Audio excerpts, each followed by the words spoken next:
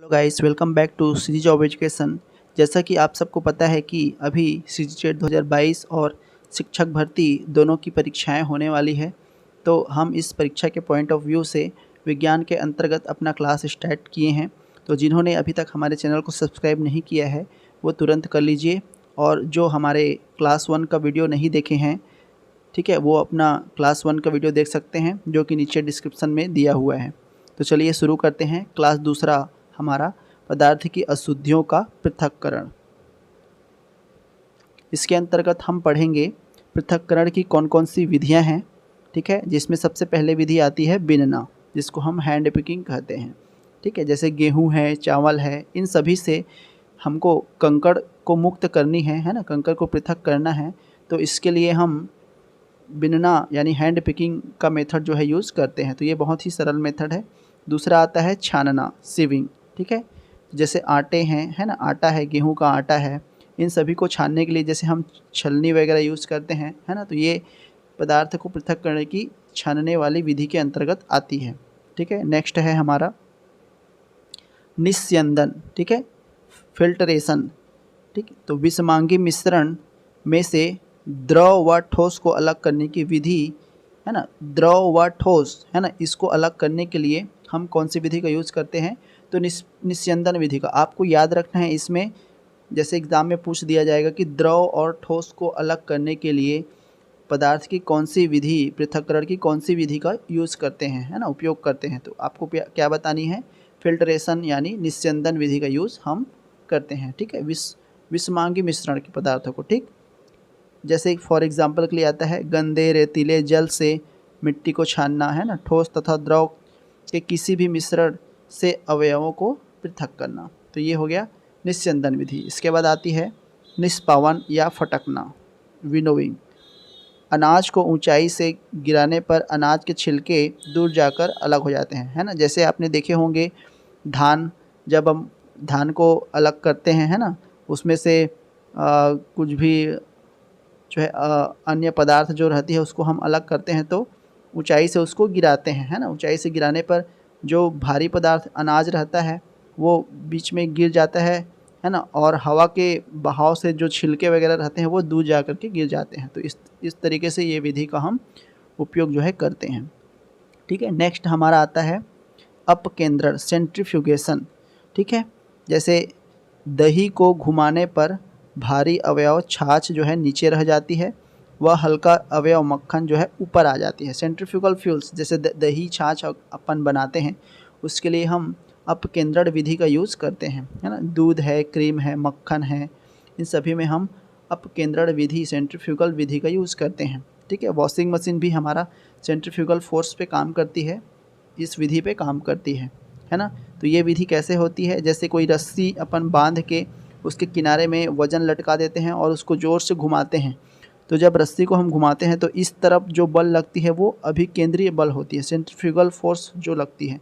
ठीक है, और तनाव के वजह से इस तरफ जो बल लगती है उसको हम अभिकेंद्रीय बल, सेंट्रीपिटल फोर्स जो है कहते हैं। तो ये दो बल जो है लगते हैं, जिस वजह से, है ना, जो दूध रहती है उससे छाछ नीचे रह जाती है और जो हल्का पदार्थ रहता है मक्खन वो ऊपर की ओर चला जाता है। ठीक है, उससे दूर छिटक जाता है। तो इस तरीके से अपकेंद्रण विधि का यूज़ जो है पदार्थों को पृथक करने के लिए किया जाता है। इसके बाद आता है हमारा थ्रेसिंग। ठीक है, तो सूखे पौधों को पत्थर या लकड़ी से पीटने पर अन्न के पके हुए दाने पौधों से पृथक हो जाते हैं। ठीक है, जैसे अपन धान है ना, धान को यदि जोर जोर से हम पत्थर या लकड़ी पे पीटते हैं तो अन्न के पके हुए दाने हो जाते हैं, पृथक हो जाते हैं, छिटक करके अलग चले जाते हैं। तो इसके लिए हम थ्रेसिंग विधि का यूज़ करते हैं। ठीक, इसके बाद आती है वाष्पीकरण, वेपोराइजेशन, है ना। समुद्री जल की भाप बनकर उड़ने पर नमक का बचना। ठीक है, जैसे नमक बनाते हैं समुद्र के पानी से, तो इसके लिए वाष्पीकरण मेथड का यूज़ करते हैं। उसमें क्या करते हैं, किनारे में बना करके उसमें पानी को इकट्ठा करते हैं और वो पानी धीरे धीरे ताप के कारण से, गर्म होने के कारण से वाष्पीकृत हो जाता है और नमक जो है बच जाता है। ठीक है, तो इसके लिए हम वाष्पीकरण की विधि उपयोग करते हैं। इसके बाद नेक्स्ट आती है हमारी चुंबकीय पृथक्करण विधि, मैग्नेटिक सेपरेशन प्रोसेस। ठीक है, नाम से ही स्पष्ट है, चुंबकीय पदार्थों को पृथक करने के लिए हम चुंबकीय पृथक्करण विधि का उपयोग करते हैं। इसमें क्या होता है, एक कन्वेयर बेल्ट, 2 कन्वेयर बेल्ट इस तरीके से रहते हैं, वे जो है घूमते रहते हैं, एक इधर ऐसे के विपरीत डायरेक्शन में ऐसे घूमते रहते हैं, है ना। तो ये जो कन्वेयर बेल्ट रहते हैं ये मैग्नेटिक रहते हैं, तो जिसके वजह से इस पर कोई भी यदि इसमें पदार्थ, चुंबकीय पदार्थ जो है इसमें डाला जाता है तो ये क्या करते हैं, चुंबकीय पदार्थों को शुरू में गिरा देते हैं, क्योंकि इसमें चुंबकीय फोर्स लगा रहता है, जिसकी वजह से जो कण होते हैं वो चिपक करके पास में गिरते हैं, लेकिन जो अचुंबकीय पदार्थ रहता है वो थोड़े से दूर में गिर जाते हैं, जिससे कि चुंबकीय पदार्थ जो है अलग हो जाता है। जैसे एग्जाम्पल के रेत व लोहे के छीलन को पृथक करने के लिए हम इस विधि का यूज़ करते हैं। चलिए नेक्स्ट देखते हैं। इसके बाद आता है ऊर्ध्वपातन, है ना। तो ऊर्ध्वपातन से क्या समझते हैं, ऊर्ध्वपातन यानी कोई भी ठोस पदार्थ है ना, इसको हम गर्म करते हैं तो ये सीधे ठोस से किस में बदल जाती है, वाष्प में बदल जाती है, और वाष्प को यदि हम ठंडा करते हैं तो पुनः ये वाष्प से ठोस में बदल जाती है। तो इस विधि को हम ऊर्ध्वपातन कहते हैं, ठीक है। तो इस विधि का उपयोग किसको पृथक करने के लिए किया जाता है, ज़्यादातर जैसे नौसादर है ना, अमोनियम क्लोराइड व नमक को पृथक्करण करने के लिए। कपूर है, ये ऊर्ध्वपातन का उदाहरण है। नेप्थेलिन है, आयोडीन है, बेंजोइक अम्ल है, ड्राई आइस, शुष्क बर्फ, है ना, ये भी ऊर्ध्वपातन के एग्जाम्पल हैं।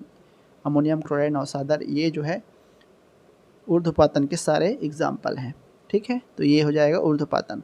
नेक्स्ट देखते हैं। इसके बाद आती है अवसादन, सेडिमेंटेशन एवं निथारना, डिकेंटेशन, ठीक है।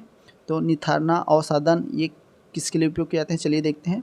जल से रेत को पृथक्करण करने के लिए, है ना। फिटकरी डालने पर गंदे जल में अशुद्धियों का नीचे बैठ जाना, जैसे कुएं वगैरह है, तालाब वगैरह है ना, इसको हम साफ करते हैं तो उसमें फिटकरी डाल देते हैं। फिटकरी डालने से क्या होता है, जो फिटकरी में जो केटायन आयंस जो रहते हैं वो उसके रेड आयन से, है ना, मिल जाते हैं, मिक्स हो जाते हैं और भारी पदार्थ बना लेते हैं और वो नीचे तली में बैठ जाते हैं, जिससे जल जो है शुद्ध हो जाता है, ठीक है। इसके बाद आता है विभेदी निष्कर्षण, डिफरेंशियल एक्सट्रैक्शन, ठीक है। अमिश्रणीय द्रवों को पृथक करने की विधि है। इसमें मिश्रण को पृथककारी कीप में डालने पर दोनों द्रवों की भिन्न भिन्न परतें बनती है।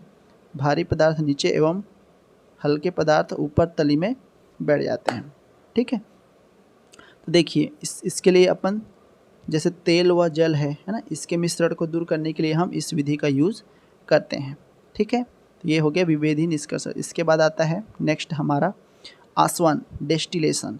2 घुलनशील द्रवों के मिश्रण को आसवन विधि द्वारा अलग किया जाता है, ठीक है। इसका उपयोग उन मिश्रण को पृथक करने में किया जाता है जो विघटित हुए बिना उबलते हैं तथा जिनके घटकों की ताप 25 डिग्री सेंटीग्रेड से अधिक होती है या 25 केल्विन से अधिक होती है ना। तो इसमें क्या होता है, देखिए इसके पहले जो अपन पढ़े विभेदी निष्कर्षण, इसमें क्या होता था, अमिश्रणीय द्रवों को पृथक करने की एक विधि थी, है ना। अमिश्रणीय द्रवों को पृथक करने की क्या थी, ये एक विधि थी। लेकिन यहाँ पे ये जो आसवन विधि है ये क्या है, घुलनशील द्रवों के मिश्रण को आसवन विधि द्वारा अलग किया जाता है ना। इसमें मिश्रण हो जाते हैं, पूरी तरीके से मिल जाते हैं, ऐसे विधियों के लिए हम आसवन विधि का यूज़ करते हैं, ठीक है। ऐसे विलयनों को या मिक्सर्स को अलग करने के लिए हम आसवन विधि का यूज़ करते हैं।